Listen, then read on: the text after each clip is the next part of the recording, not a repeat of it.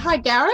Hello, Joyce. How are you? Yeah, not too bad, thanks. Thank you so much for doing this interview with me. I No spoke to problem. you back in 2015, and you had some really interesting cases, Yes, UFO, strange phenomena. But let's just start with you. I'd like to, could you tell us a little bit more about yourself? sure. I was born in Wales in 1961, grew up in the space race, was always interested in UFOs. Me and my friends, I remember when we were little, we used to talk about UFOs. And so I suppose I was 16 when I saw my first one. I had a girlfriend, and my boss at the time had arranged a lift for me to go to West Wales, where she was on holiday. I was going to meet her on a holiday. And so my father dropped me off on the outskirts of Cardiff in Wales, which is the capital city of Wales. Wales is fairly far north on, latitude. So it was summer, and the sun it was a long day, it was because you're so close to the pole. It was like 10 o'clock at night when I was waiting for this lift near the motorway on the outskirts of Cardiff. And I'm looking off to the distance. The sun has gone down. I'm facing west. And I see a light going low across the skyline. But there was an airport in that direction, although it was a very quiet airport and they didn't really do night flights. But that's what I assumed it was. I saw this light going across from left to right. And I just assumed it was a plane reflecting the sun from underneath, because the sun was over the horizon. But as it got straight ahead of me, this light split into three. One carried on going, one went backwards, and one looked like it was going straight up. And I thought, that's curious. That's very curious. So I'm looking for this car to get my lift, a car that I'm not familiar with. So, and at the same time, I'm watching these 3 points of light, thinking I thought it must have been a conjunction of three planes together. That's how I worked it out. But I was watching the two go apart, but the one that was going straight up was the most intriguing. And when that got straight overhead, I realized that there was one light on the front of a huge, I'd like to say triangular, but I'm not sure it was triangular. Anyway, it was sort of just a huge shape, but it was blocking out the stars. The typical thing you hear, it was blocking out the stars. And it was huge, and it was low, and it was silent.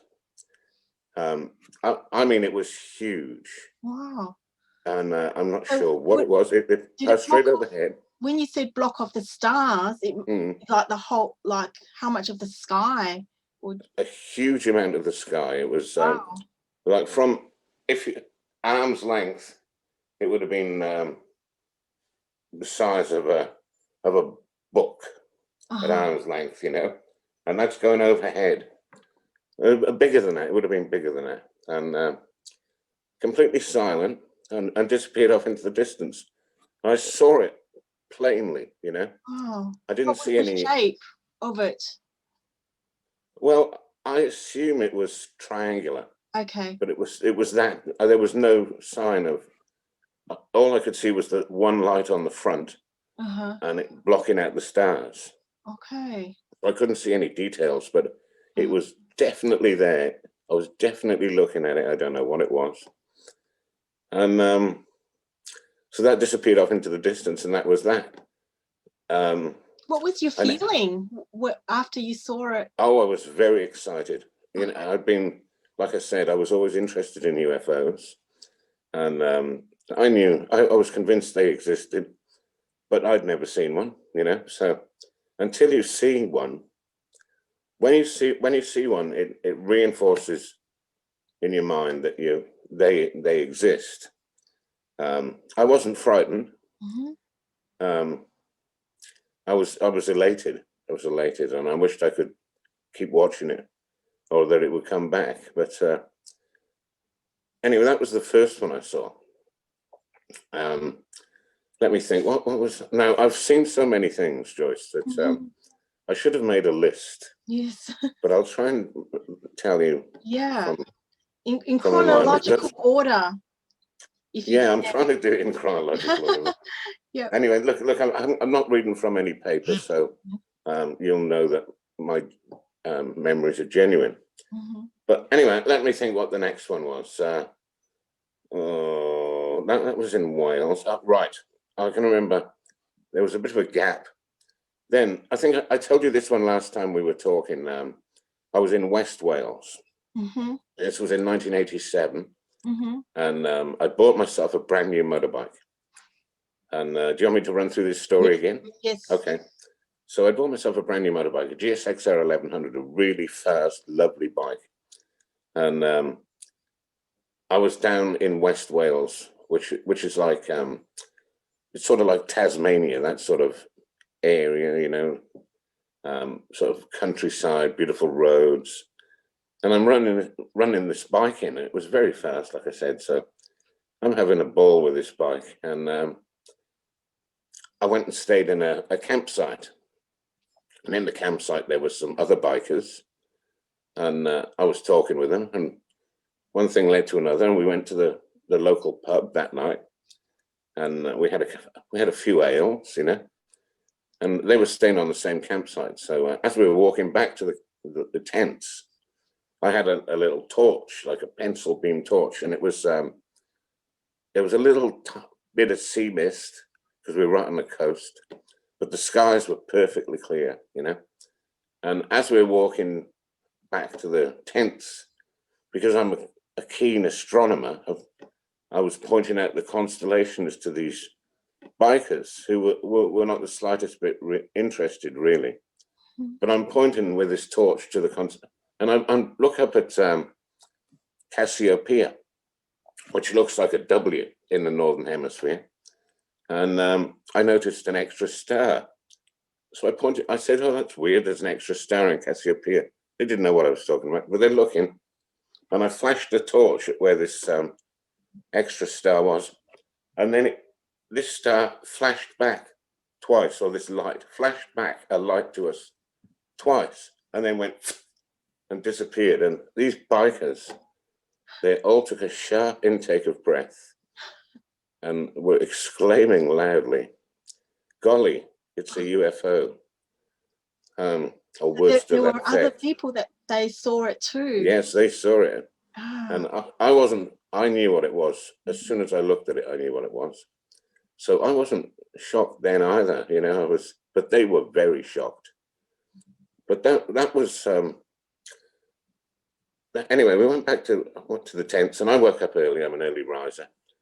And I was up at dawn, and I went out on my bike, ride my bike through the country lanes, you know. And as the sun's rising, the roads were a little bit damp from the condensation at night, and some of the roads have trees hanging over them, you know. Anyway, I was getting into a rhythm on my bike, and I was moving along, you know. I was going really fast, much too fast. And but this bike was so beautiful, you know. It was brand new. And anyway, I got to this one section where I'd see the occasional car, and it was so fast, I just have to twist my throttle, and I was past the car. So I'd got to this one section, I was going down a hill. I saw a white car in front of me, and I opened up the throttle. So I was doing, you know, 120 miles an hour down a hill on a damp road with leaves. And I noticed the car isn't moving. And on the other side of the car, there's a tarmac machine. There's nowhere to go. There's a set of lights there. I'm going towards it at 120 miles an hour downhill. I thought, oh, I'm dead. There's no way I'm going to pull up. It was physically impossible. But So sorry, so the I, car was stationary, the white the car car was stationary you were at a heading set of towards it.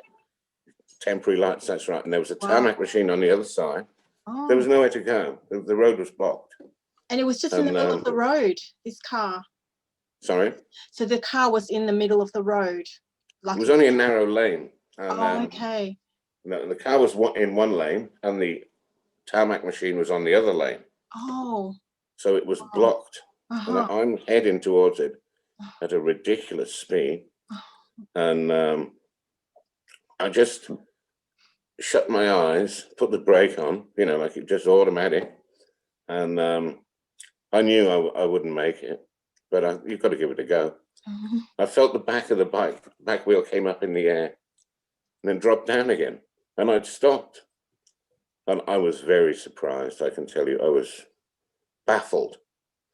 And I opened my eyes and I'm a fair way from the car. I had to jiggle down to first gear. And then I changed to second gear before I got to the car. And as I pulled up next, you know, at the lights, waiting for the lights to go, I'm baffled because there was no way I could have survived that. There was absolutely no way. Wow. So I drove, anyway, I rode back to the campsite thinking what could possibly have happened there. And I got to the campsite and these bikers that I'd met the night before were sitting outside in the morning sun on the wall, you know. And I pulled up next to them and I told them, I said, I just survived it.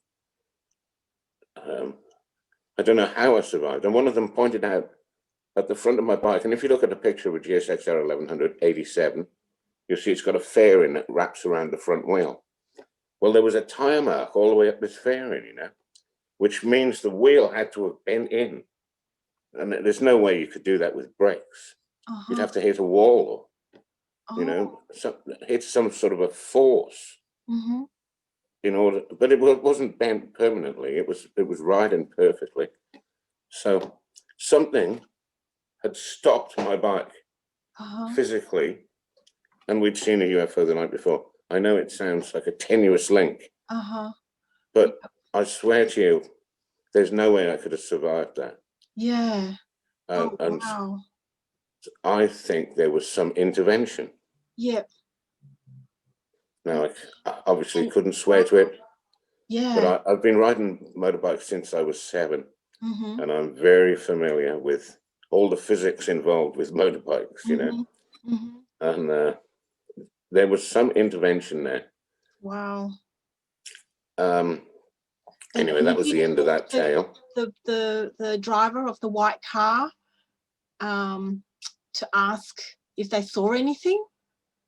I don't know. I'm sure, you know, they would have been looking at the front of them. I doubt whether they were looking in their mirror, but if they had been looking in their mirror, they would have seen me hurtling down the road and thinking, oh, here we go. Yes, yes. But as far as I know, nothing visible occurred. But I think I had my eyes shut at the time, but I didn't see any.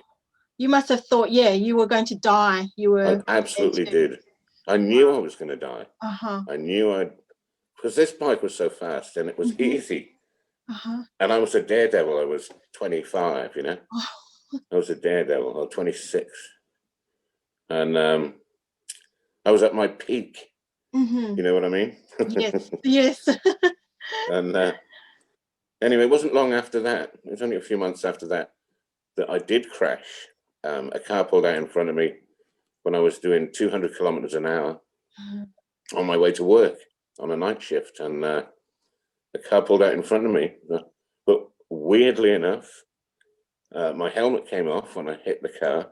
I flew, according to the police who measured it all up, I flew 75 feet and I landed on my neck, scars there, and on my head. And I got up and I was walking around. And the car, my motorbike was stuck, buried inside the car. And the lad who was in the car was fine. No one was hurt except me. And so I was walking around apparently, and they rang my sisters and my mother and father. They were in Wales, which was about 150 miles away. So they came across. So that would have taken them 3-4 hours. And when they got there, I was still conscious. But then my brain started to swell and I went into a coma then. And they said, oh, you won't make it out of the coma. But I did. So Wow. I'm not saying there was intervention there, but I was very lucky to survive that one. Did you stand up and be walking around? I don't remember that, but that's apparently what happened. Wow. Yeah. I have a memory of just before the crash, and then I have a memory of waking up in hospital and them explaining to me I'd had a motorbike accident. And I was thinking, oh, golly. Wow. That was unusual. Another miracle. Another miracle. And so you were still 25? I was still 25 then. Before that, there'd been a different incident. It just came to my mind now. Now, this was the weirdest thing. Do you want to hear this one? Yes. This is the weirdest thing that's ever happened to me.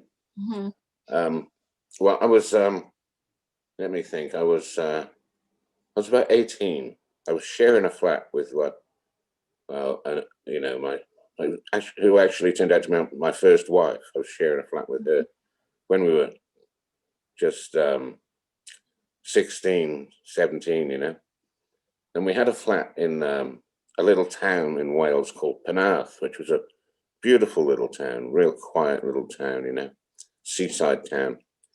And they used to export coal from that part of Wales. And that was when coal was oil, all the money was in Penarth, this little town. Half the millionaires in Britain used to live in Penarth, all to do with coal exporting, So there was some quality buildings there, and the flats we were in, they were 3-story flats, but they were old Victorian brick, double brick, solid buildings, And anyway, we're in the top floor. So one night, my girlfriend, she'd gone to bed, and I stayed up. I was listening to records. You don't remember records, do you, Joyce? I do, yes. My dad used to have them. Right, yeah. Right. Well, actually, I just gave all my records to my son. And he loves them. Anyway, we used to love the records, I still love records. I do too. It's something nostalgic about it. No, well, maybe to you. Yeah. To me, it's like still technology, Oh, like okay. still pretty cool. Yeah. These stereos, Anyway, I was listening to records just in the room with a light on, and I was reading as well, reading a magazine, and as I was sat there, I saw, sometimes when you think you see something out the corner of your eye, I thought I saw something move. I remember this distinctly. I thought, oh, trick of the eye, trick of the mind. And then about 5 minutes later, I see something else move. I think I see it, it's happened too quickly. And I thought that's curious to have that twice in a row, Thought nothing of it. Anyway, about 5 or so minutes later, I see something else move, out the corner of my eye, just by the couch.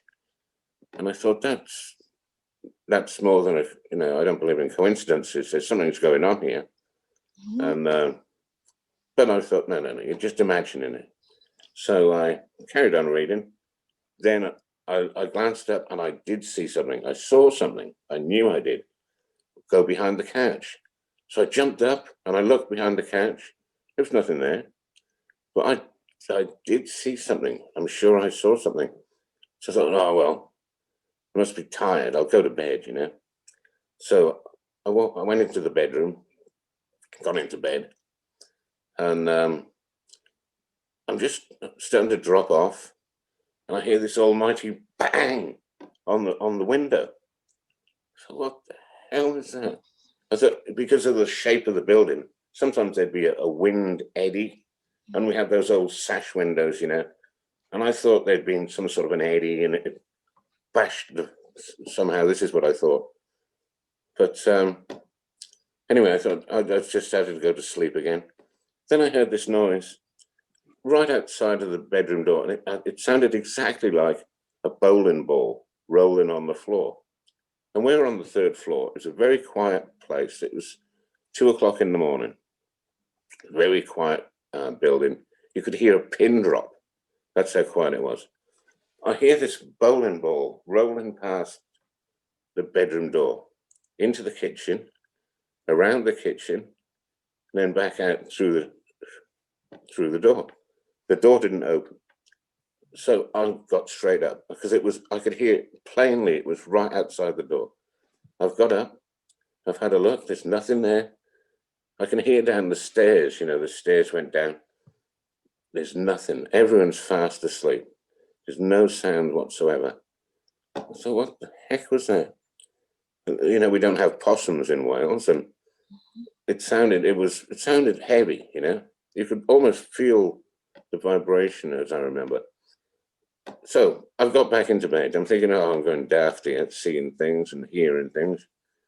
I'm dropping off again, and then I hear this ball roll past the door again, and it rolls. This time it rolls into the lounge room. It goes around the lounge room. I could hear it plainly, and it goes back out through the door. I thought, something else is going on here. I don't know what's going on. I thought to myself, I'm just going to make myself go to sleep, because I was a night shift worker, and I can make myself go to sleep like that. Sometimes in the day, or you're on a bus, you've got to get sleep. So I'm really good at sleeping, and so I've made myself go to sleep. Well, when I was sleeping, I started having a very vivid dream of these 3. I can remember it still very clearly. These 3 beings. They looked like fuzzy people in my dream. They didn't have a distinct outline, but they looked like people. Anyway, they were chasing me. They wanted something from me. They wanted me to say something, some words in my mind. This is what I'm thinking. And I was evading them, but at some point they cornered me, and there was some sort of a confrontation where they wanted me to say something. And anyway, I started saying these gibberish words, and I woke up. While I was still talking gibberish, and I'm thinking, what the hell? I knew I'd been dreaming, but I looked to the side of me, and there was a bedside table. We're like I said, we're on the 3rd floor, so there were street lights, but they're not shining up; they shine across, But there was very little light. But standing on the bedside table was this creature.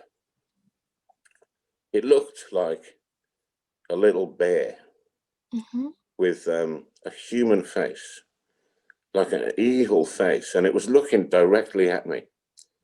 And I thought, what's this? And so I shut my eye, rubbed my eyes, and I looked, and it's there,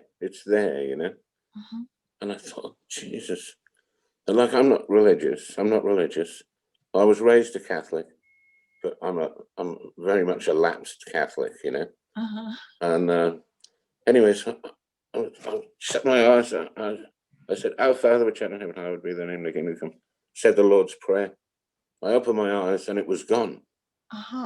Right, but I swear to you, there was some sort of a creature stood on my bedside table. Honestly, and How big was it? About 3 foot. Okay. About 3 foot tall. It was dark. It looked like it was. There was. I couldn't see much detail, but it looked like it had like a hooked nose, had these evil eyes. And it was shaped like a bear, but it was standing upright. Okay. On the bedside table, and it was there, and then it wasn't there.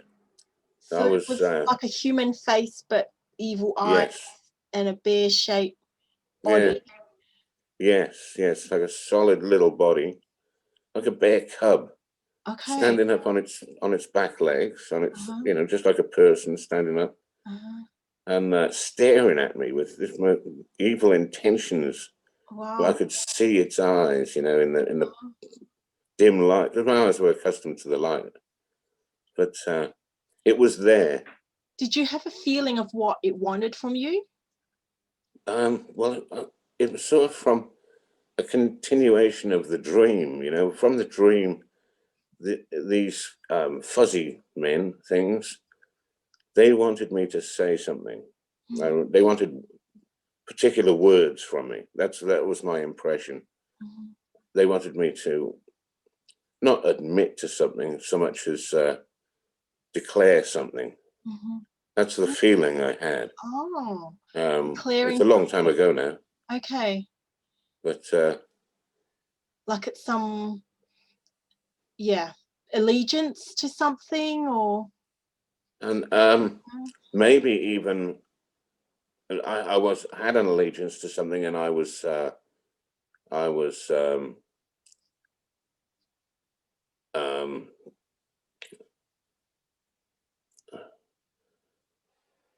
I was going to tell them something about someone else.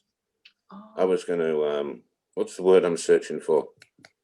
Betray them. I was going to maybe a feeling of they wanted me to betray someone or something that was close to me.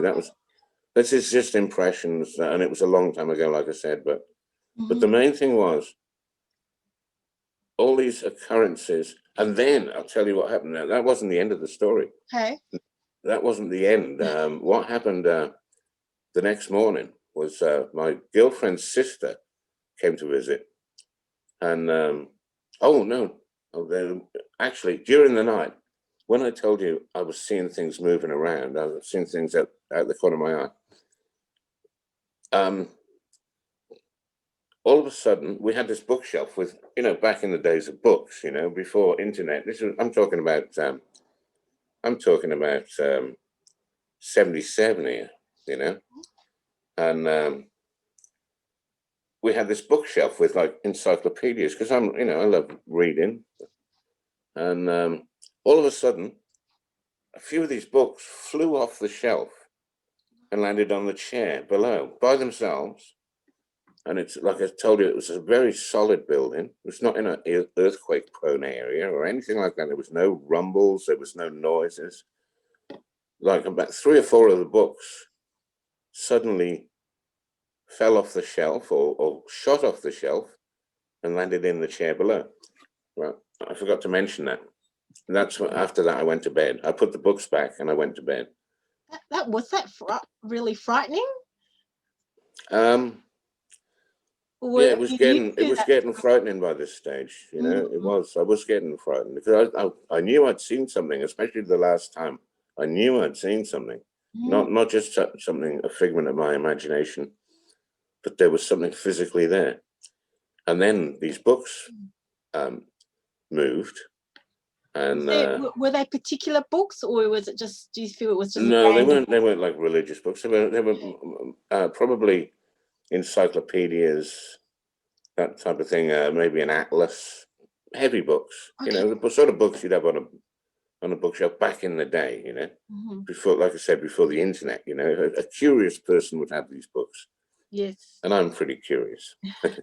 But anyway, so the next morning, my girlfriend's sister visited because she lived just around the corner.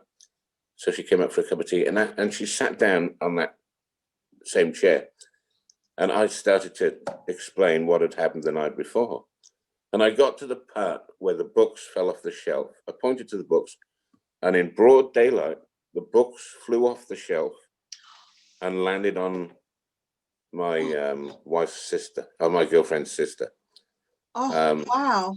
and they were hysterical, screaming, both of them. But she would back me up on that. I've spoken to her since because she's still in Wales. I'm in Australia now. I've been here 31 years. Uh-huh. But I've spoken to her about that, and they still talk about it. They would back me up there if you needed some corroboration with that story. I could get you that. Okay. So Okay, that was probably the weirdest thing that's ever happened to me. There's no conclusion to the story. I see things moving.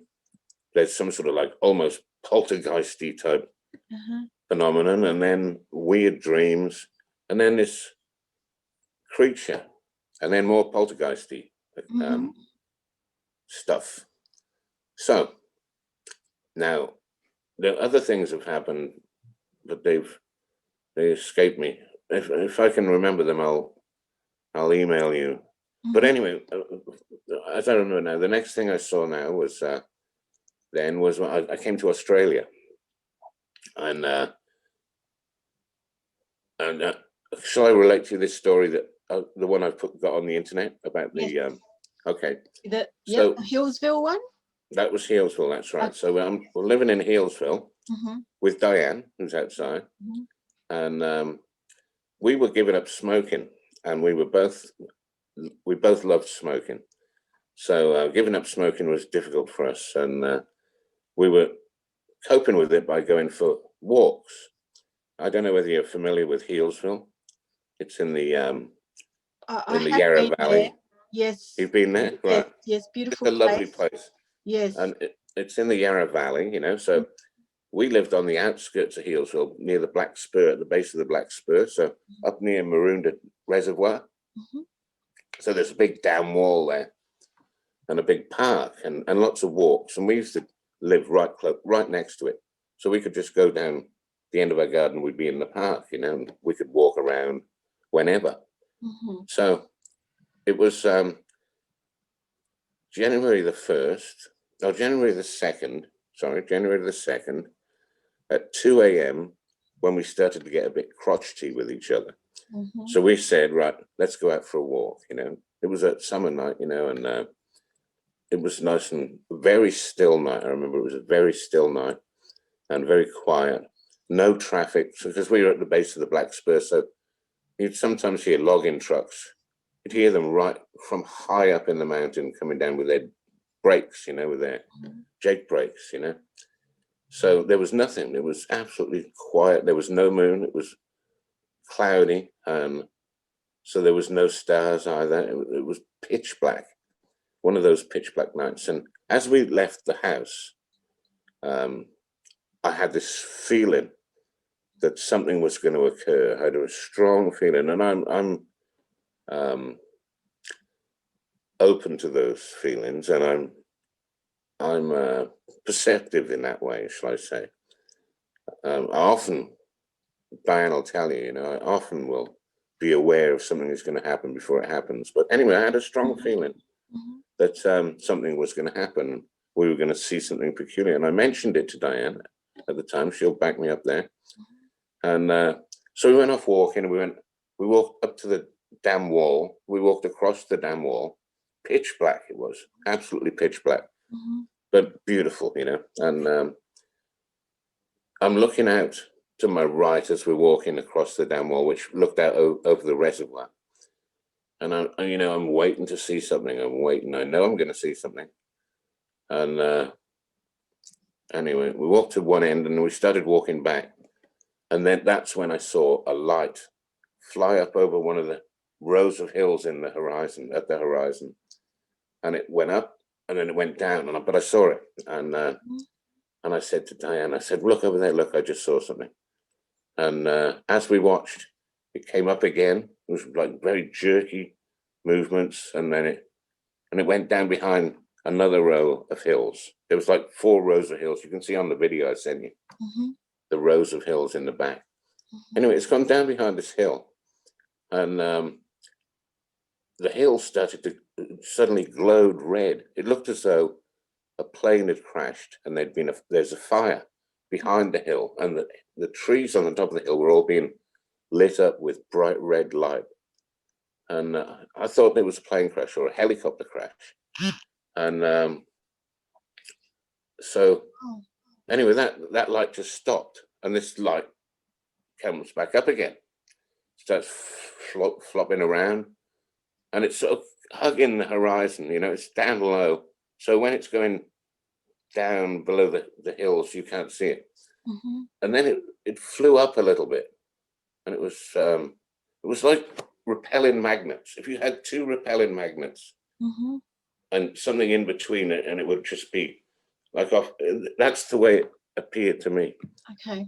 And all we could see was a white light on the front, a red light underneath, and a flashing yellow light on the back of it, which was flashing in an intermediate rhythm. You know, it was not a fixed rhythm like a strobe off a plane. It was an odd timing. I watched it, and I made a mental note of that.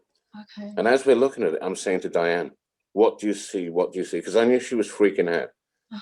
It wasn't fazing me. Like I said, I don't know. I expect these things, but Diane it freaked her, because there's the first thing we'd seen.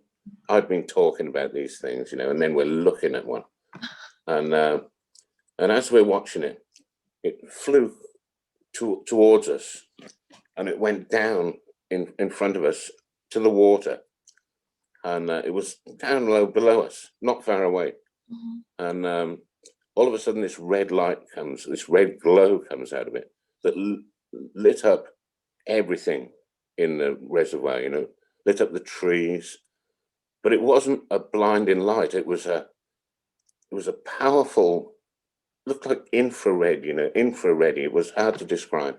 I'm colorblind as well, so that makes it more difficult, but to me, it looked like it was a red, and it was just lit everything up. And then that light stopped, and then it's come up in the air, and it's come straight towards us. This light's come straight towards us, and at that point, even though I'm brave and not concerned about such things, I had a feeling of foreboding from this thing, and I said to Diane, "Let's get out of here." So we toddled off down the dam wall, and we didn't even look back, you know, didn't look back at this thing. We toddled. There was a feeling, get out of here, you know. It was like, this is not for you. This was the feeling I had. And so we've gone down, and at the other end of the dam wall, there's a big load of pine trees, you know, and then a windy road that goes out of the dam. Well, underneath those pine trees was just so dark, it was ridiculous. You know, there's no moon, like I said. There's no street lights around there. There's nothing, you know. You're walking into black velvet, you know. But you could just about see the path where we were. That was all. Anyway, we walked into that area, and something ran up to us. And look, I thought it was on 2 legs, but Diane says no, it was 4 legs. So we've got a dispute there. But anyway, whatever it was so heavy, you could feel it through your feet shaking the ground. You know, it was sometimes, you know, if you stand by the side of the road and a truck goes by, you can feel the vibrations, you know, but that's 40 ton.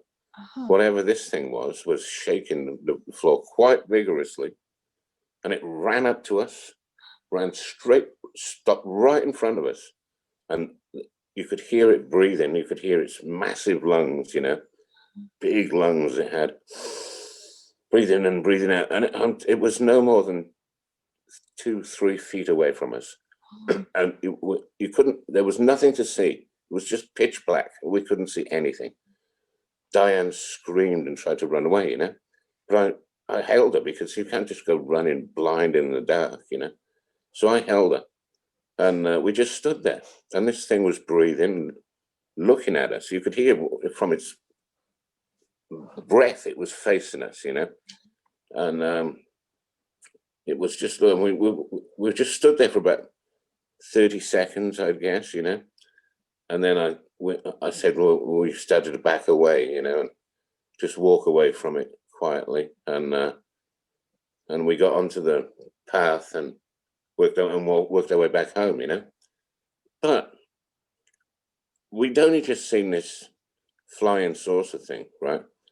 And then we have this thing run up to us. That's quite a coincidence. Now, I'm not saying it was a yowie, but I've studied everything. I've heard everything there is on the internet, and read every book about yowies and Sasquatch. And it was a few of those characteristics. Right. But I don't know. But anyway, that story's not over yet. There's more to this one. So a few nights later, we went to visit a friend of ours in Healesville, who lives up on the side of a hill by the town, look over the town. You can, from his veranda, you can look down over the town. It's a nice place. So we're there, and we were sat on the veranda. It was dark, and we were explaining to him what we'd seen.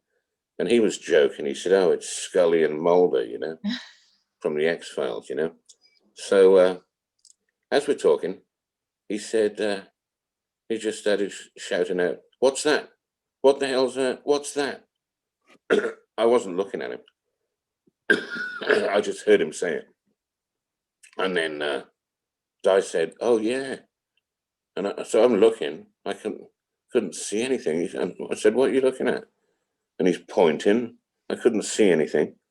But then I saw, what I could see was like a plasma in the shape of a stingray with a pointy bit at the back. This plasma flew right over the top of us, silently, completely silent. And it looked like a craft. And it looked like it had like a plasma emanation around the outside of it. But Kevin, my friend Kevin, said that there was, when he saw it in the distance, there was a light on the top of it. I didn't see that. And Diane said that as well. I didn't see that though, but what I could see this, I definitely saw the shape of this craft, and it was low and very close to us, perfectly silent, and it disappeared off into the darkness behind us. But that was something weird, and especially as we're talking about what we'd seen. And you had your friends saw it too. Yes. How many of you were there? 3 of us. Okay. 3 of us were there looking at it, and the 3 of us, our stories lined up, corroborated. I didn't see, like I said, I didn't see the light in the distance, but we all saw the shape of it, and we all saw it fly over silently. And we still talk about that when we bump into each other.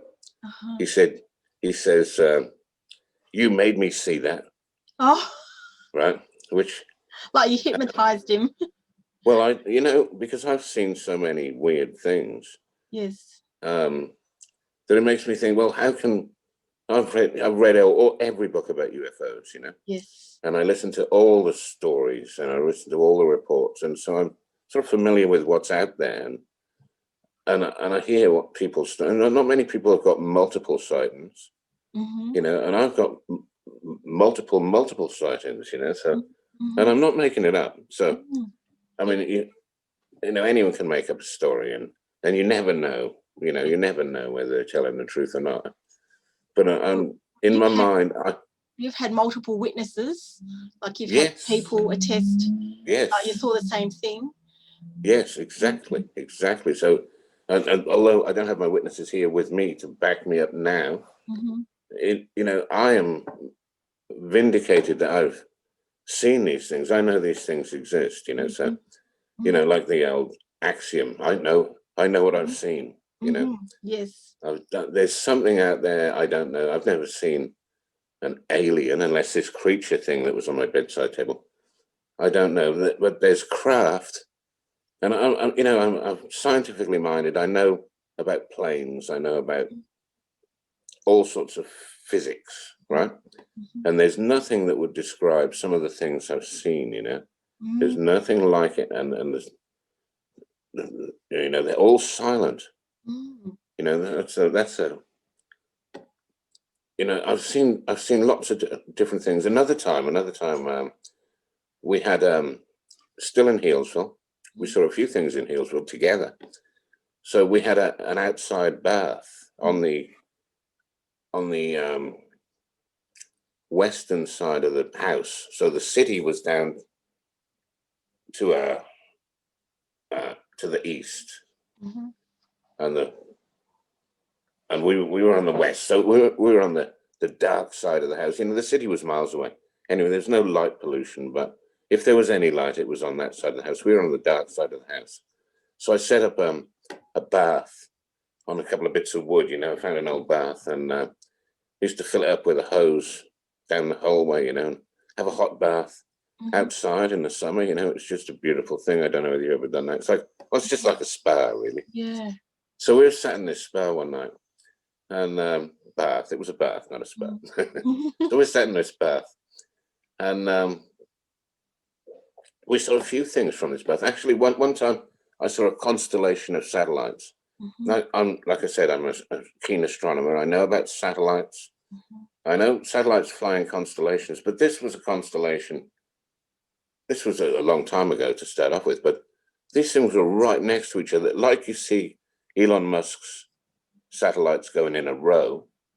Well, these were in a pattern, but they were moving together. Seven separate satellites or points of light, and I saw them move across, and they crossed the Milky Way, and it was that the sky was that dark you could see everything, you know. Wow. That was a weird thing.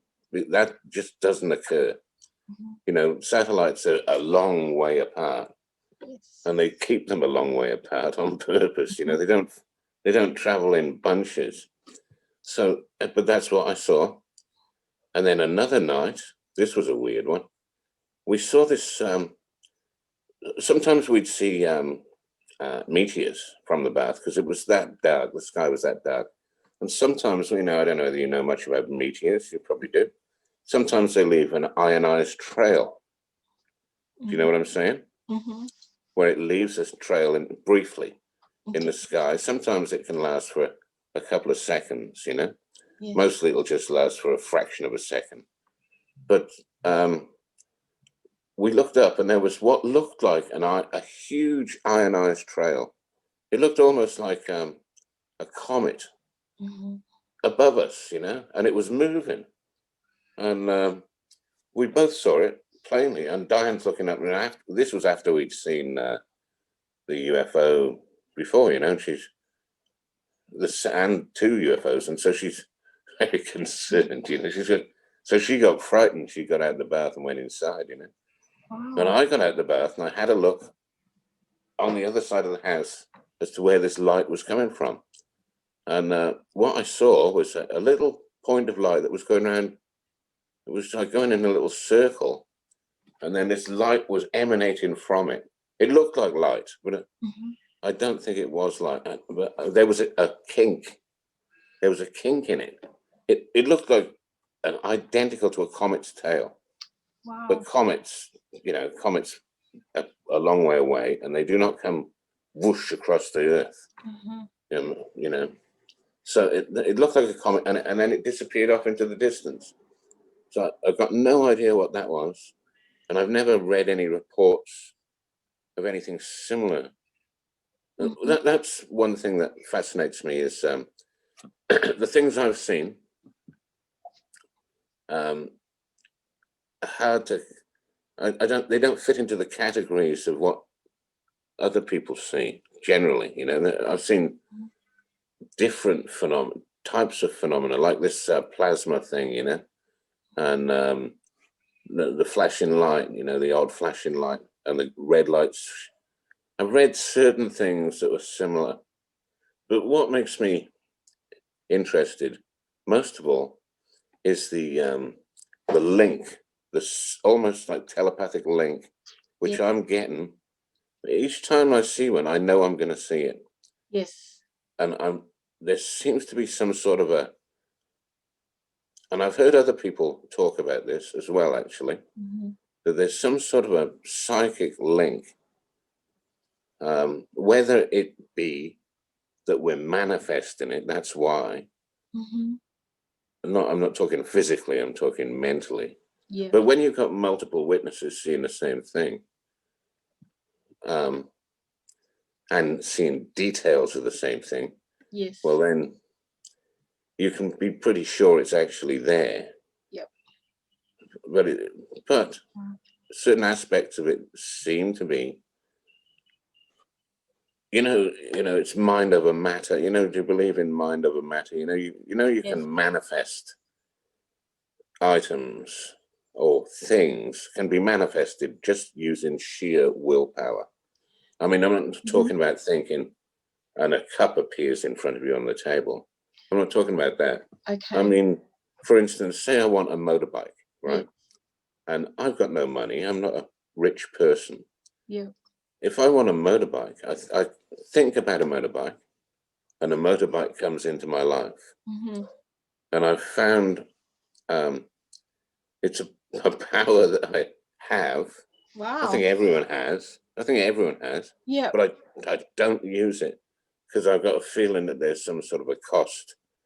So I tend not to use it, but I have used it. And if there's something that I manifest in my mind, like if you look at this place where I'm living, we were living in Warburton, which is close to Healesville, a beautiful place. But Diane got ill. Diane, her lungs started to get bad, and one of the problems was she was a soap maker, and some of the that was a lot of the problem. But Warburton was in a temperate rainforest area, and it was pretty damp, especially in the winter. It was very damp, you know. And the lung specialist said, "You've got to get out of this damp environment and go and live somewhere else," you know. And so when we were talking about it, I said, "Well, I want to live somewhere where there's surrounded by sea, where there's a mountain and caves and beautiful sandy beaches and whales jumping out the water. I can see from my lounge room." And I said this to everyone. Yes. Well, a few months later, exactly that occurred.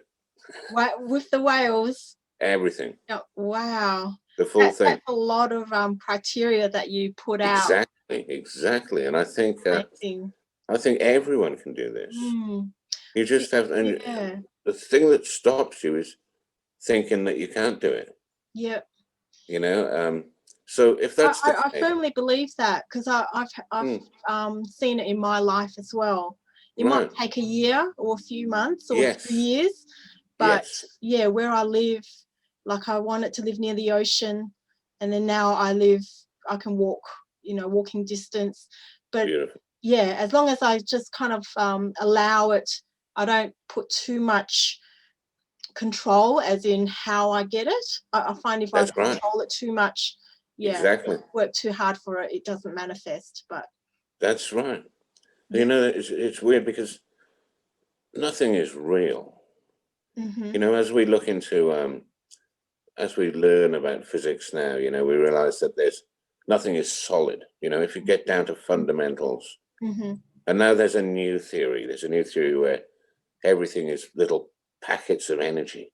Yes. This is overtaken Einstein's space-time.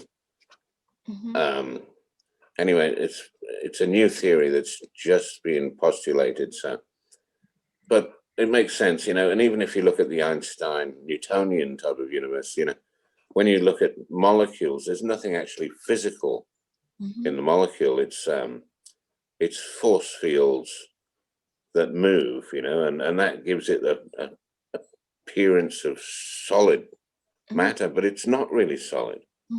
We perceive it as solid. So we make, you know, whether you hear the phrase, you know, you make your own reality. Well, I believe that that's a lot more true than you know. The world that you live in is the one that you're picturing in your mind. There's no connection between your consciousness and the outside world. You know, if you're sitting in a dark room and you're looking at a candle, the light from that candle doesn't go into your skull. Okay, it's just your eyes pick up a stimulator. The nerves in your eyes are stimulated by the energy from the light, which sends a signal to your mind. Your mind interprets that and makes this what you perceive to be a candle in your imagination. But there's no connection between that candle and your mind and your consciousness. It's all traveling down electrical signals. But then there's a shared perception, like yes. So do you think there's the mass consciousness which manifests things, as well as then there's the individual consciousness which manifests things on an individual level. So yeah, that seems to make sense. But I think these things they're so beyond our imagination that we're putting words and by picturing it, we're diminishing it. yeah, It's a lot more.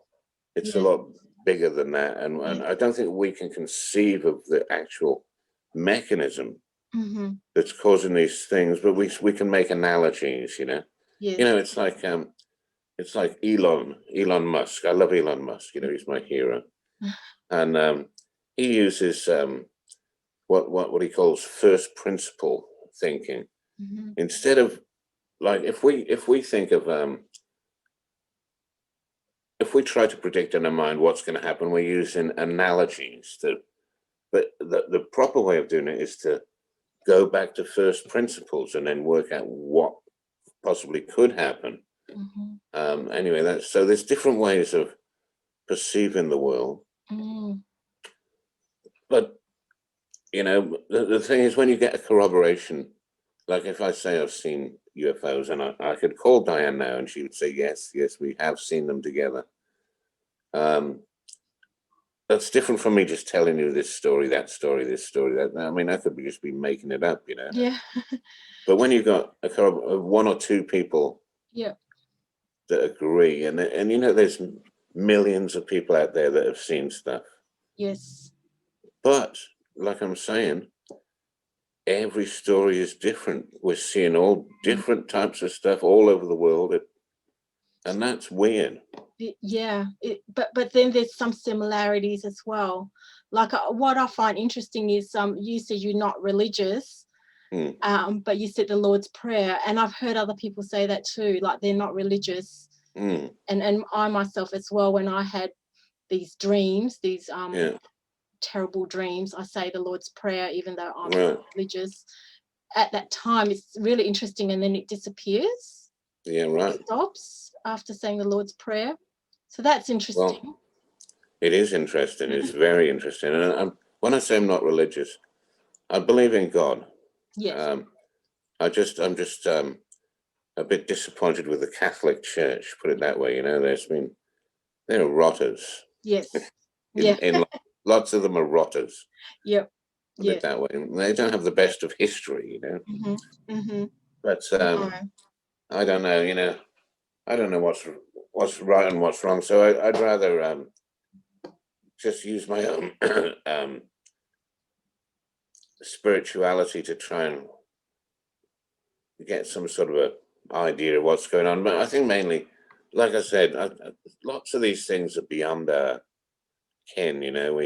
We're never going to know. It's how things intrinsically work. And when it comes to good and evil, that's very subjective to start off with. But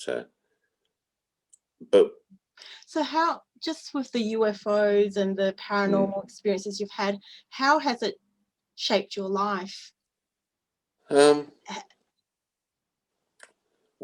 like I said, the main thing is something intervened to save my life years ago. Well, I'd be dead, so that's changed my life in a big way. I would be dead, and in my mind, I'm convinced that that's exactly what happened. But I could be wrong. I could be mistaken. But like I've got a physics upbringing. I'm very good at physics, and what did you do for work? I've had various jobs, but I'm not working now. I've been sick recently, but I've been I've had some weird jobs. I worked in cold storage for years and years and years. I worked in cold storage. I don't know why. My mother was a secretary at Lion's Made ice cream and Findus frozen food, and and she got me a job in the cold store when I was a rebel without a clue, and I sort of stayed there and became a supervisor, and got used to working night shifts and store work, forklifts and trucks and all that. Quite enjoyed it, enjoyed it. Then after that, I went on to be a printer. I was printing Mars bar wrappers in a town in England called Slough, which is as nice as it sounds. And I did that for a number of years. And then I came to Australia and I wanted to change. So I became a plasterer over here, which was a very hard job. I did it whilst I was younger. I was doing it I was enjoying it, but then it got too hard for me. And like I said, Diane had a soap shop in Warburton. So when I got fed up of doing plastering, I couldn't find work anymore. By this stage, Diane was flat out making soap because her soap is absolutely beautiful. And people were coming from miles and miles to buy her soap in Warburton. Wow. And so I said, well, I'll work at the shop. I'd never worked at the shop before, but I tell you what, it's very much different from a building site. Oh, yeah. And I thoroughly enjoyed it. Thoroughly enjoyed working at the shop. So I've done all sorts of different things, but nice. No, I haven't had any scientific type jobs. But you've got quite an interest in yeah. I'm very well read. Yes. I read constantly, and now I'm on the internet, constantly researching. I've got a very inquiring sort of mind, but I've got a bit of a mechanical background as well. I've built a few machines and gearboxes and things like that. So, I have a logical sort of a mind. I'm good at, for instance, diagnosing problems with cars. Like I'm perceptive in that way. Just a smell or a sound or a feel. Yeah. It's a lot to working out a problem in a car. You know what I mean? You've got so many criteria. Yes. So anyway, I consider myself. It sounds like you've got a good balance. Like you got real logical, but also and mechanical, but also you're quite intuitive, very intuitive. Yeah. No, I'm not blowing me on trumpet. It's just that when I give you when I'm telling you what I've seen, like this is the basis of how I see it. So yes. Have you had any really vivid dreams that you really remember? Yes, lots and lots. That really stood out. That might give you clues about your paranormal and UFO experiences. Not really. Not not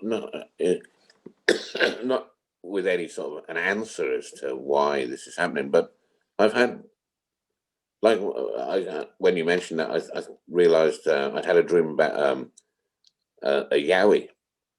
I've got this thing about Sasquatch and yowies.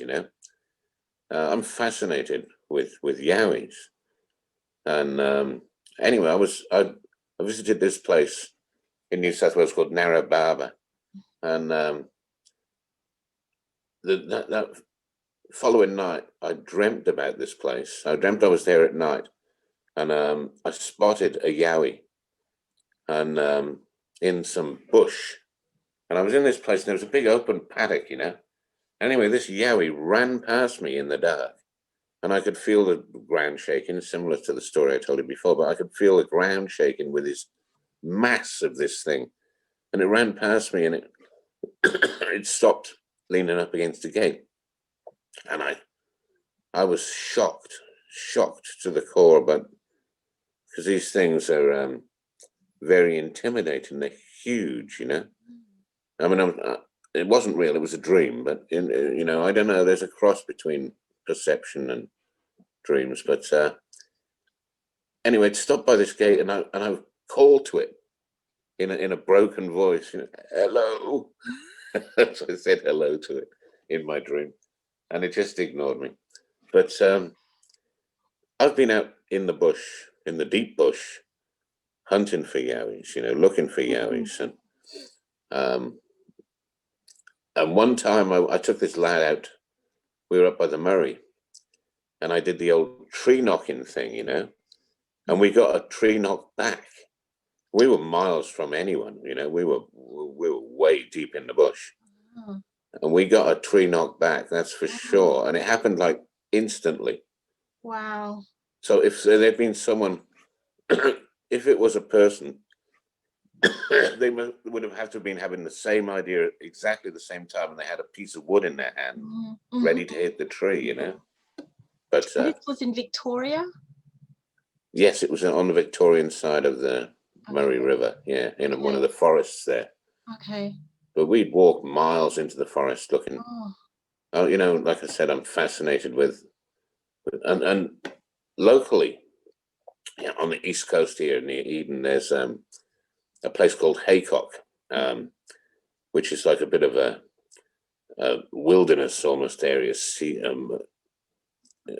cliffs and beaches, and no buildings or houses in this area. It's just a wilderness area, a park, you know.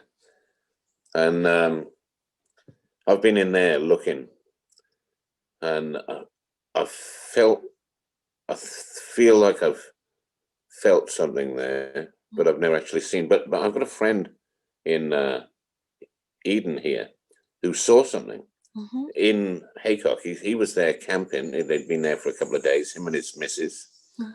And he was lying in the tent. They weren't drinking or anything. And he was lying down in the tent at midday.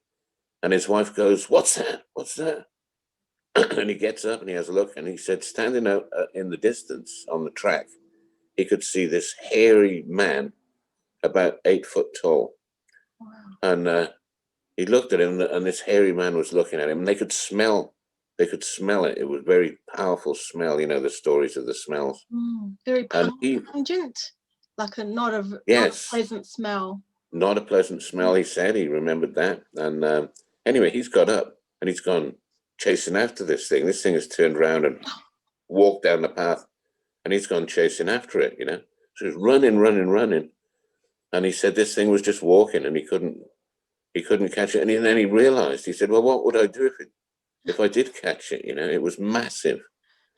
And he doesn't like to talk about it, but he's mentioned it to me, and I made him talk about it. And he doesn't like to talk about it. Why do you think he doesn't want to talk about it? Well, one reason is that his wife has passed on since then. His wife was with him. Okay. That's one reason. Another thing is he just doesn't want the ridicule, you know. He doesn't, because I've told him, got him twice to talk that story in front of other people. Yes. And he feels like I'm ridiculing him. I'm pretty sure, but I'm not. You know, I'm not. But there's a huge interest in Sasquatch and Bigfoot. More and more. What's your feelings about it? I do think they exist. I feel they do, and they've lived maybe here for many years, right? Maybe even longer than us. I'm not sure, but like a Gigantopithecus type. I don't know. A proto-human, you know, and they're still here. Is that what you think? I don't know if they were proto-human or they were just another species that just lived alongside us, but they like to keep to themselves. They want nothing to do with us. You know, we think that we cover the world and we're overpopulated. It's not the case, you know. Do you know that every person in the world could fit into New York City on one floor? On one floor. No, I'm not talking about getting up in the buildings. I'm talking about that area would hold it. Do you know that every man, woman, and child in the world could have an acre of land on the coast of Australia, and half of Queensland would still be left? Wow. We're by no means overpopulated. In fact, the opposite is true. Population collapse is a real problem. Yes. As you get, as we've discovered it, we're discovering now that as a population becomes more affluent, the number of children they have starts to drop. Yes. And that becomes a problem really quickly.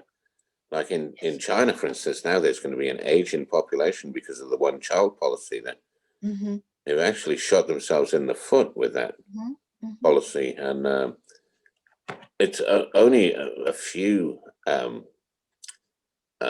groups of people are still expanding. You know, you got your Muslims, Islam, they have a lot of babies. Mm-hmm. So they're expanding, and I think like the Mormons, Mm-hmm. Yeah. they have a lot of babies too. Yes. But the rest of us are dying out, you know, and It's I don't know fine. why people can't And see the it. infertility rates are on That's the another rise. thing. That's another thing. It's on the rise. You're absolutely right, you know, and who knows why that is. I think the chemicals in the food, or the Yes, additives, or there's other theories too, you know, that there's lots of theories about that one, you know, microwaves and mm, radio waves and mm, telephones mm, and all sorts of things. But you know, it's a delicate balance, and you know, to get the diversity for the population to increase in a safe way is mm-hmm. it's important too. But Do you you don't think want we too need much to return? diversity. Do you think we need to return to living more the natural way? Um, no, No. no. I think that living the natural way, as you put it, right, is a romantic fallacy. Mm-hmm. And when you think about, you know, the previous history being some sort of a lovely place, it was not like that. Mm. The later we get, the better our lives are. You know, the more technology we've got, the better our lives are. The only thing that helps us is, this is my thought, the only thing that helps us is technology. But there's a price to pay, and you know, I think we're leading towards a sustainable future, and the likes of Elon Musk and various other people are accelerating that future, and I think we're going to achieve it.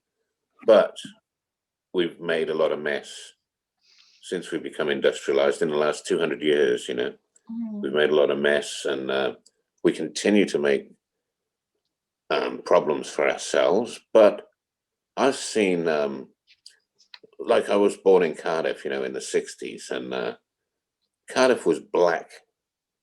Have you ever heard of Cardiff in Wales? Yes. Yes. Yes.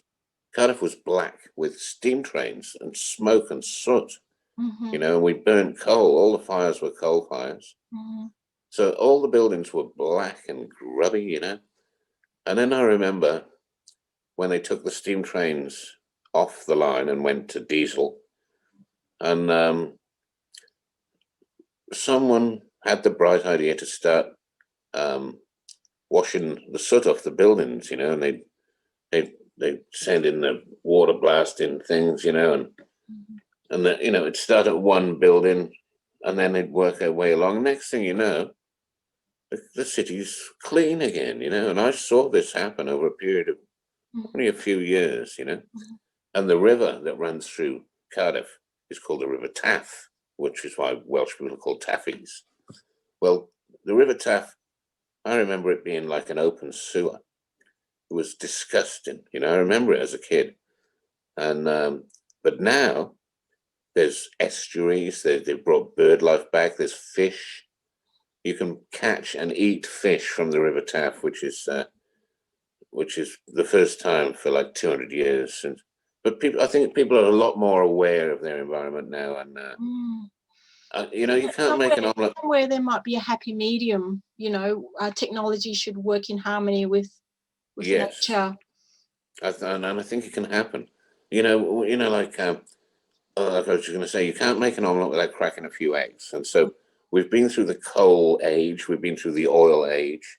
We're on the way out of the oil age now, although we're still going to use oil for plastics, which are useful. But burning fossil fuels is a silly idea, especially when you can do it other ways, you know. But we had to learn.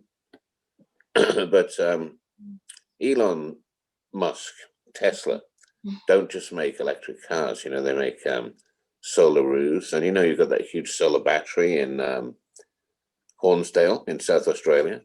You know, there's one that's going to be twice as big put into Victoria, and Israel want to have batteries in the whole country. They want to, and lots of other countries now are booking up these batteries that Elon's making. And so the actual main component of Tesla is this battery. which he's been getting batteries supplied by Panasonic and various other people. But now he's developed his own battery, which is a lot better and totally recyclable. And it's got a 15-year lifespan. Wow. So when they need lithium or when they need nickel, they won't need to mine in the future when they've got enough batteries and in a loop, in a recycling loop. They won't need to mine anymore. And when we can reach that point, maybe before that point, they will have come up with a different sort of a battery. Who knows? But I think we're moving towards a very bright, abundant future. But we have to be able to. Yes. We have to be able to. The problem is us. Yeah. This is as I see it. You know, with this great abundance also comes great power and great responsibility. And as you know, power corrupts. Yes. And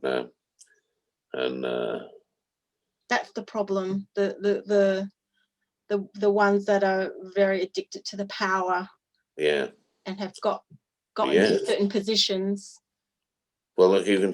This is what I'm worried about now with this COVID. You know, these politicians have been given the power to close down the world and lock us all up. You know, and make us wear masks, etc. Now that's a lot of power.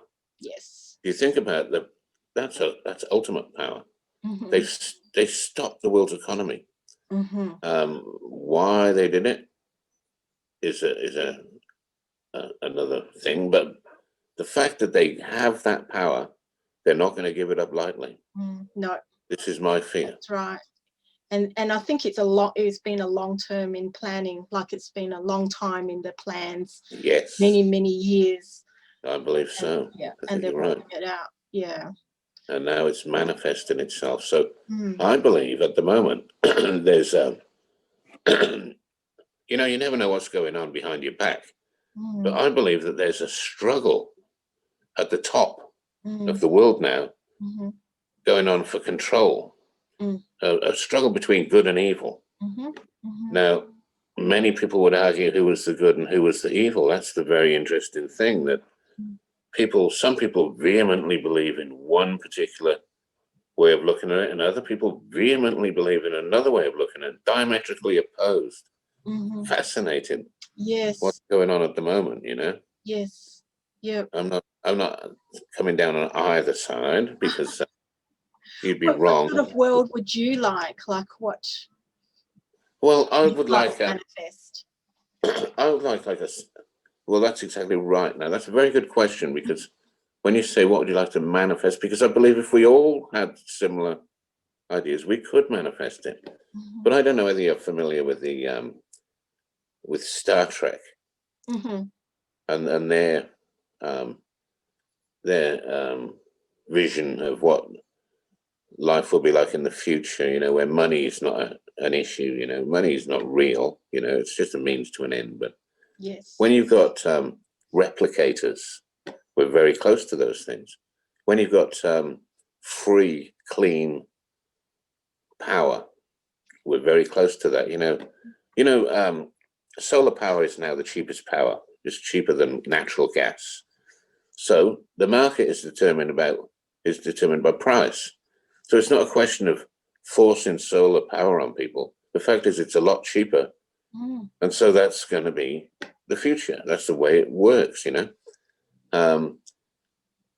Pretty soon, there will be so much abundant solar power that power is going to be free, you know, or more or less free, you know. There'll still be infrastructures, and who knows how they're going to work that out as well. So, because Nikola Tesla, worked out a way of transferring power wirelessly. So you need much less infrastructure. So I don't know. But I see a world of abundance, but I see problems with our wisdom of dealing with it. You know, because there's various ways of looking at these things. You know, like you could say that warfare and cruelty stems from poverty. Okay. But on the other hand, you could say that it stems from affluenza, or too much wealth. So, give them enough rope and they'll hang themselves, type thing. So too much wealth to just a few people? Well, the concentration of wealth is a problem, but when wealth is not an issue, like if you've got a replicator that you just shovel some dirt in and it'll make you anything you want, including food. You need food security, and when you've got free power, when you don't have to go to work, when in fact there's no jobs, and if you work, it's just going to be out of your own choice, and you'll be receiving either a universal basic income, or you might not even need a universal basic income. You might have everything you need in the spirit of Star Trek. They're able to get anything they want, and when they join the Federation, they do it out of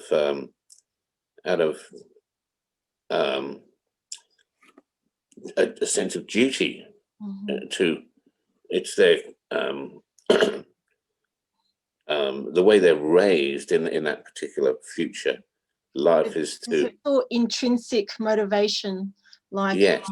You when you have all your needs met, you really want, there might be something you really, really want to do, and you're happy to dedicate your life to doing whatever that is. Yes. And I think a lot of people would be, like, Elon Musk is, I'm back to Elon Musk again. Yeah. He's going to start a city on Mars. That's his plan. Yes. He's going to put 1 million people on Mars, And those people are going to be, talk about early settlers, they're going to be living in a totally alien environment where, you're going to have to wear a suit to go outside. And, there is an atmosphere on Mars, but it's only 1% of the pressure of the atmosphere on Earth, so it's more or less useless. The soil is full of perchlorates. They're called perchlorates, which are deadly. So there's all sorts of issues, but he will do it. His mind power, his idea is so powerful that it's going to happen. And NASA is planning on it as well. And SpaceX was looking into getting some people there too. So it seems like a very possible reality in the future. Did you watch the SN8 serial number 8 rocket launch? No. Have you seen that? Well, it's amazing. This rocket is 30 foot across, 30 foot wide. Yeah. It's bigger than a jumbo jet standing on. It's enormous. It's like a building. So it flew up to 12.5 kilometers, glided back like a free fall with flaps that kept it dead stable. And at the end, it's kicked up. Wow. Come down. But there was a problem with some fuel pressures in the header tank, so it didn't quite. But he nearly landed it first go. The main thing is, it came back to where it was meant to be. So he solved all these problems. When he's reusing the boosters, this is the problem with NASA. NASA have got deep pockets. So could you imagine if you wanted to go to Britain, getting in a plane and only makes it one way, and then you go in another plane and come back here. So it's cost you 2 planes. Well, that's how NASA work. They've got a total loss system, but Elon has showed that we can land those and make. So really, what it's costing to put someone in orbit is the cost of the fuel, and the fuel is mostly oxygen, so you get that for nothing, and the rest is kerosene, which is cheap. So it costs NASA. Look, I don't know what it is. It's hundreds of millions of dollars to put someone in orbit, but it costs Elon Musk. He says he's going to do it for a fraction of that, 100th or less. Can I ask you, Gareth, do you think there's a cover-up of UFOs? There's a deliberate government cover-up of UFOs, advanced technology? There seems to be. There seems to be. From what I've heard, from what I've read, I mean, in my experience, no, you know, I haven't had anyone, men in black or anything like that, come and tell me to shut up. But I have been, you know, it is bred into people to joke about it and not take it seriously. I mean, if there's ever a report on the news about a UFO, it will come. The headline will be, "The truth is out there." You know, they'll make some sort of a stupid comment. You know, it was never taken seriously. So yeah, I'm pretty sure in my mind that not just UFOs, but for some reason, Yowies and Sasquatch are covered up from stories I've read. Which I mean, you never know what you're reading, but well, the original people in Australia talk about they acknowledge the existence of Bigfoot in Australia. The hairy man, yeah. Yes. Well, I've talked to Ulagai, I think they call them. Dulagal, Ulagai, yes. Which means ghost. But I've talked to the local Aboriginals, you know, and tried to get some information out of them, but they wouldn't talk, you know. But I knew, you know, when you know what when someone's not going to tell you something for some reason, I don't think they're allowed to talk to. I think it's something, and I've read, like here in Eden, there's an old Aboriginal track. It's called the Bundian Way, and it goes from Eden Fisheries Beach. It goes to Kosciuszko, and back in the day, you know, back in the day, you know, maybe 20,000-30,000 years ago, people have been walking this track, and in the summer they go to the high plains and they survive on the bogon moths, you know, and then in the winter they come down to the shore and get fish. You know, that has been their nomadic trail for thousands of years. Well, there's a section of this Bundian Way I've read in between. Let me think. I've forgotten the name. Bombala, and Bega. That there was a section that if they walked down there, sometimes the young lads, because there was all these initiations going on, you know, and if they saw a Yowie, the young lad would be initiated into the stories of the Yowie. But if they didn't see a Yowie, they wouldn't even bring it up, you know. Only certain people would be involved in the Yowie to start off with. This is as I understand it. And even now, it's not meant for white people to know about. It's their story, and certain things are unsaid. I don't know this to be for sure, but I've read it, and it seems to make sense. Especially when I've asked elders. You know, there's some elders here, and I'm cheeky. You know, I go up to them and I say, "Well, tell me about the Dooligal," you know, and then you can see him. He's using the proper word, you know. You know, they're sort of a bit, but that's not unusual. Everyone's got the internet, so. But still, I hear some of them eat humans. I've heard that too, yeah. And you've got that 411, missing 411. You know, you've heard about those books. Paul Paulides, I think he's called. Well, he's written a book called The Missing 411, and it's about national parks in America where people just go missing, and then they're not investigated, you know. And so he went to a national park and he said, "Well, how many people have gone missing this year?" And he was told, "Well, we don't keep records." And he said, "Well, how can that be, you know? How can you not keep a record of that?" He went to the police and they said, "Oh, no, we haven't got anything on that." So he did some poking around, and he found that in 1 year, in this one particular, I think it was in Washington State, one particular park, 411 people had gone missing. And it's not some sort of a big story, you know? That's a lot. Yeah. Yeah, have a look on the internet. Look, type in missing 411 and you'll see what, what I'm talking about. Yep. So there does seem to be some sort of cover up. Yes. Yeah. I was going to ask you, do you know your blood type? No, I'm not sure. I think I'm O rhesus positive, I think. Oh, okay. Yep. I'm just off the top of my head. I think I'm O rhesus positive. Okay. I might be wrong. Okay, sure. Why is that? Because quite a lot of people who are abductees or have seen or had encounters seem to have a particular blood type, the rhesus negative.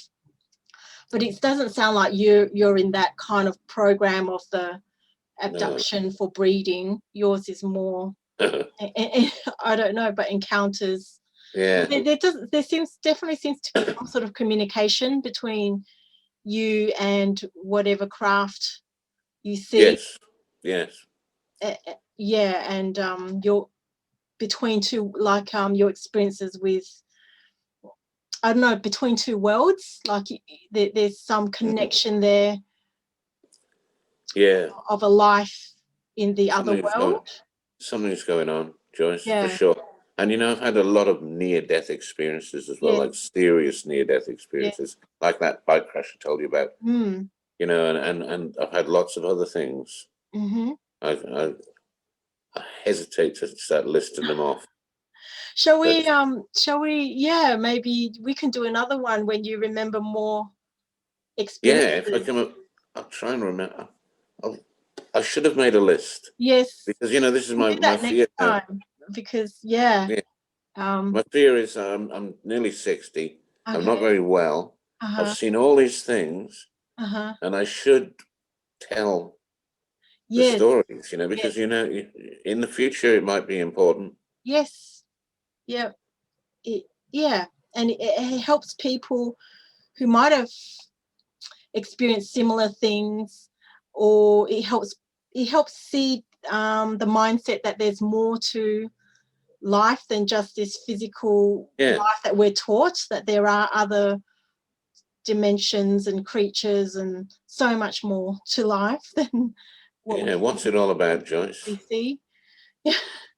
I think it's like you said, Star Trek. The universe is a big place. There's so many different types of consciousness in different bodies. Maybe we don't know that. Well, as far as we know, we have the only sentient consciousness, as far as we know at this point. I would say it's more the other way, that there's a lot more other sentient life out there. Or we have to be an analog. Yes.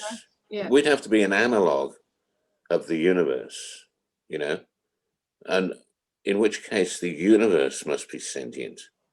And I believe this. I believe if you look at the brain, it looks very much like the universe.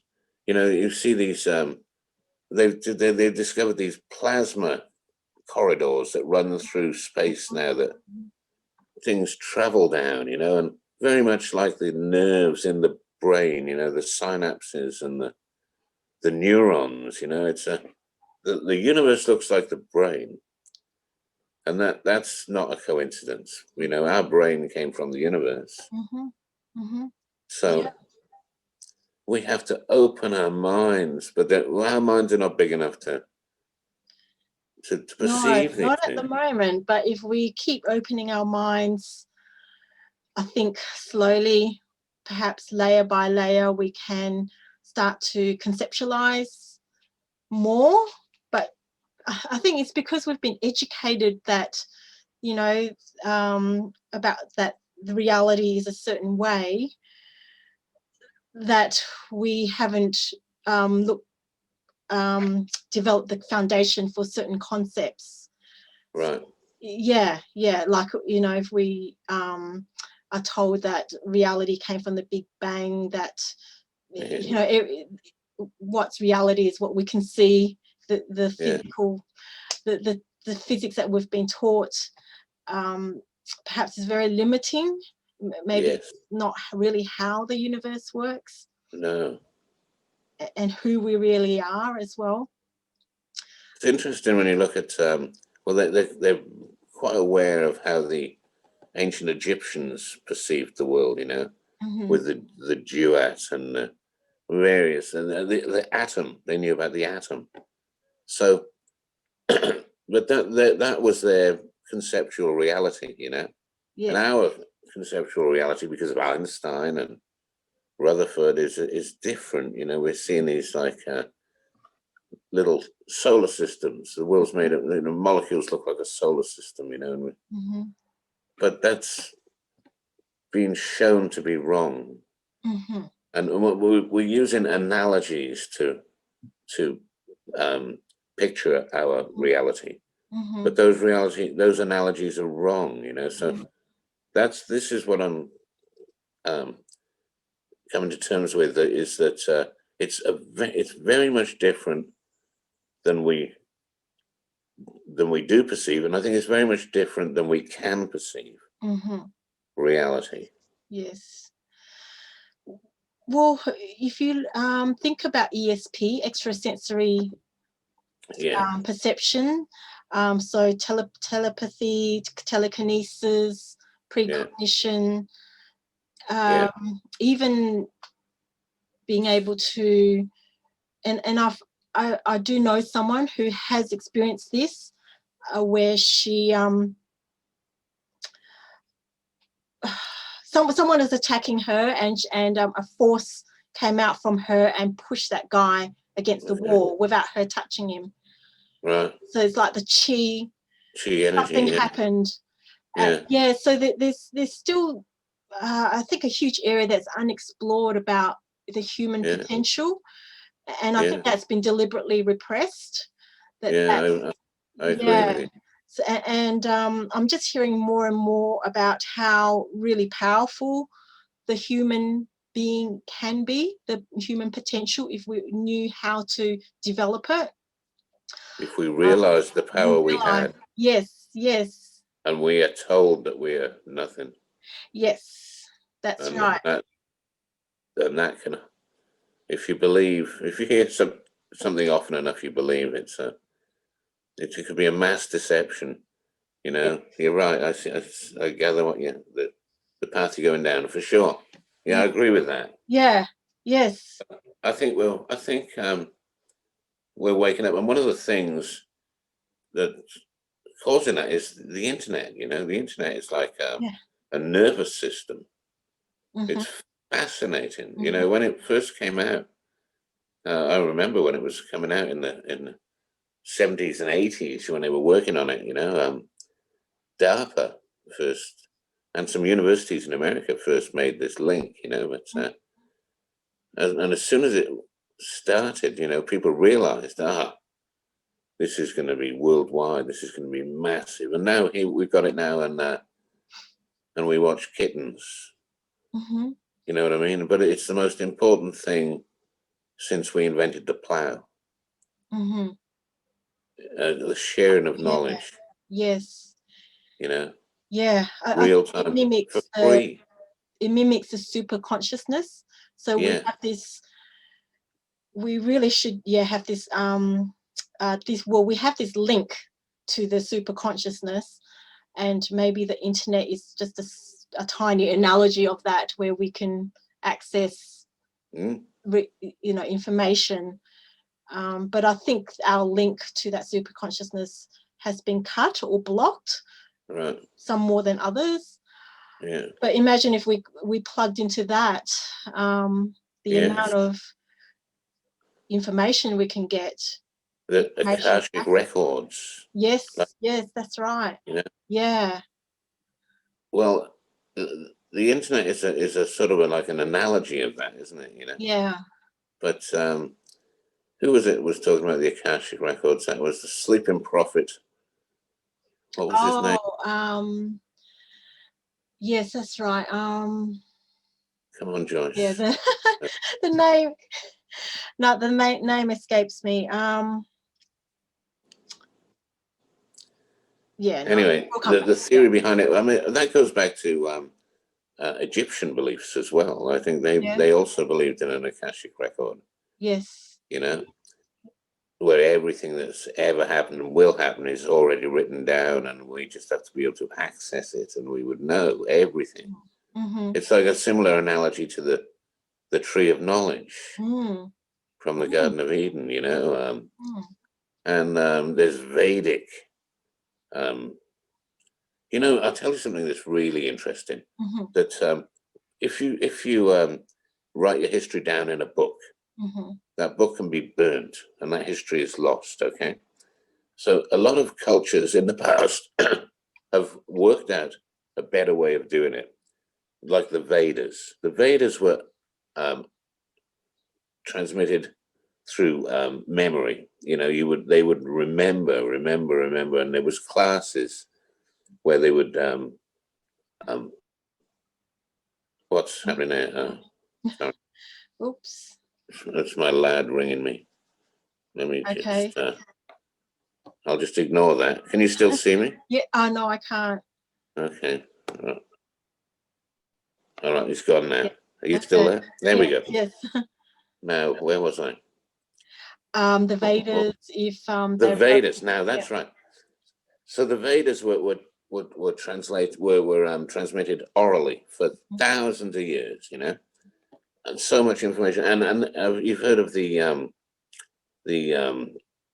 Druids. You've heard of the Druids that were apparently linked to Stonehenge, which was not necessarily true, but the Druids were a group of people in Britain and Europe that were nomadic, and they would wander around the villages, and they were considered as wise men.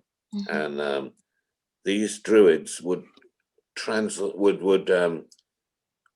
value memory, and would memorize everything. So they had stories going back to pre-flood days. Apparently, you read the Roman records. The only thing that survives about them is the Roman records, because the Romans eradicated them because they saw them as troublemakers. So they eventually hunted them all down to this one little island off the coast of Wales called Anglesey, and they slaughtered every man, woman, and child.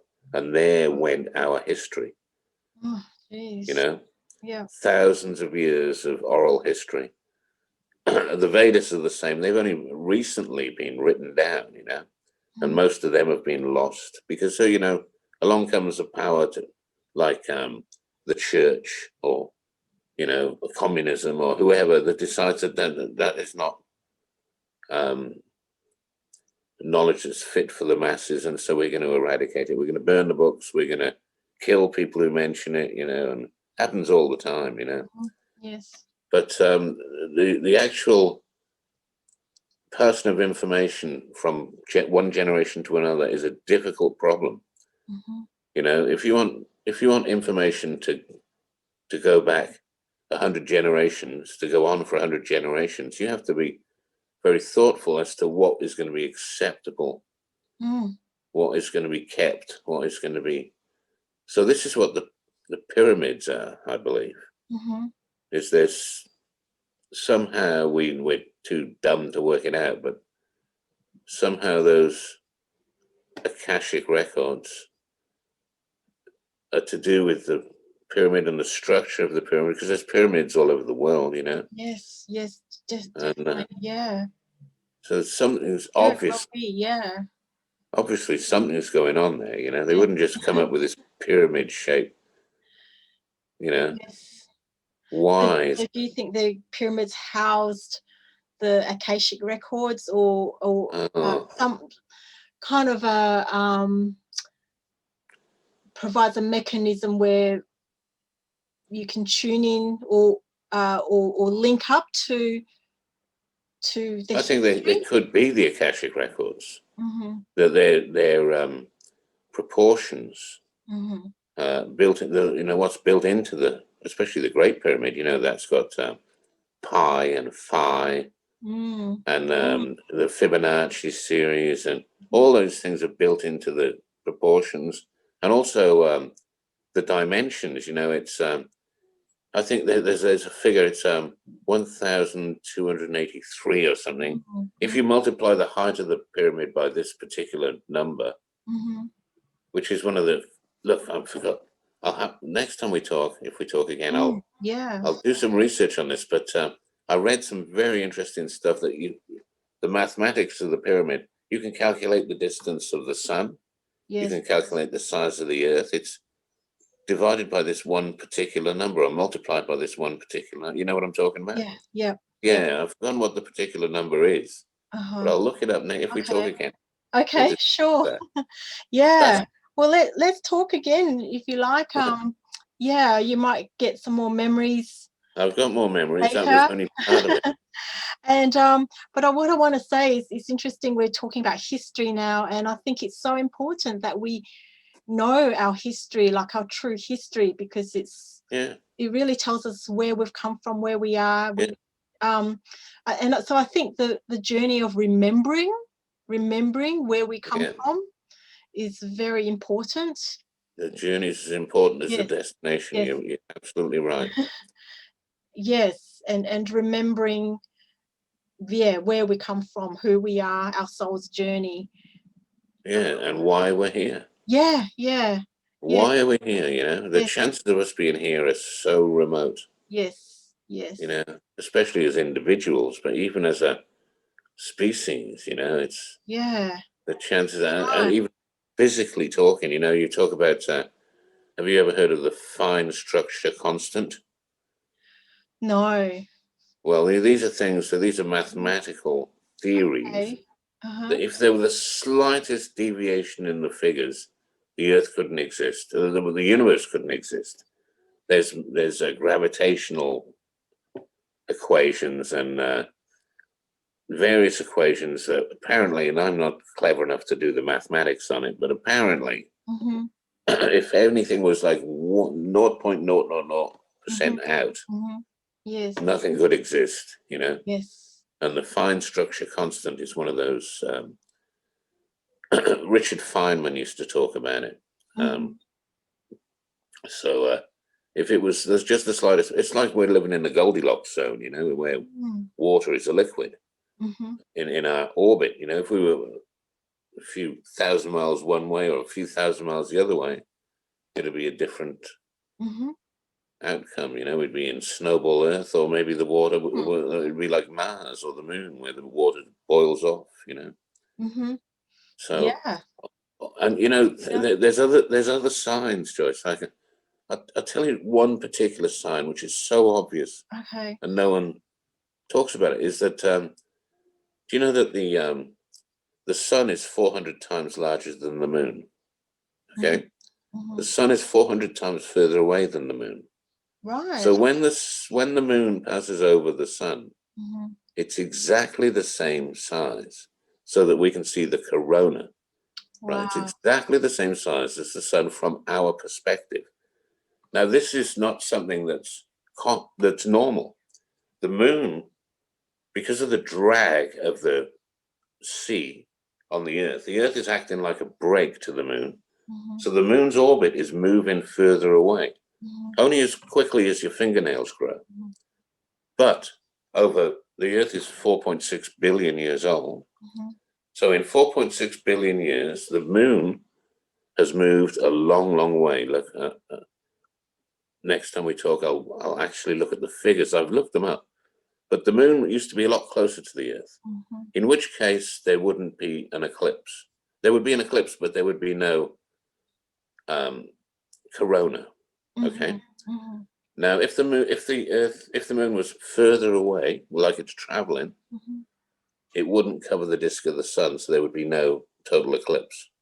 So we're living in a point in time when the moon and the sun are exactly the same size. It's a brief point in history, but here we are. Wow. Now that's a strange thing. Yeah. There's so much to contemplate about and learn. We're here at exactly the same, exactly the right place and exactly the right time. Yes. And all the signs are there. It's so precise that it's hard to believe that that it's random. It's Exactly. such a Exactly. vision about it. Something's going on, that's for sure. Yes. I don't know whether anyone knows, or I don't know whether it's been hidden People from have us. pieces of the puzzle. Yes. So if we all talk together, come together, talk about it, we can fill in the different pieces of the puzzle to get the overview view. I'm not so confident we could, but it or certainly a bit wouldn't more hurt. of the puzzle. Yeah. Yeah. I'm just aware of the time. I've got to go. Yeah, me too. But it's been a pleasure talking to you, Gareth. You too, Joyce. Thank you very much for that. Thank you for letting me unload some of my ancient UFO stories. Yeah, happy to. It's all very intriguing stuff. Yeah, for sure. We'll perhaps we can do it again. I'd love to. Yeah. Yeah. Okay. Yeah. Okay. Well, we'll keep in touch, and okay. And I'll make a bit more effort next time. See if I can have an itinerary of That's all stories. Right. I'm sure there's more that I haven't mentioned. Yes. But you get to this age and you see so much stuff that it becomes you become blasé about it. And I'd love to hear more about whether you have a family history of paranormal activity. All right. Well, we'll discuss this next. Okay. All right. No Great. worries. All right. Take care, Gareth. Thank you. Yeah. And thank you. And we'll be in touch. No worries. Yeah. Thanks very much. Okay. Thank you. Bye. Okay. Bye-bye.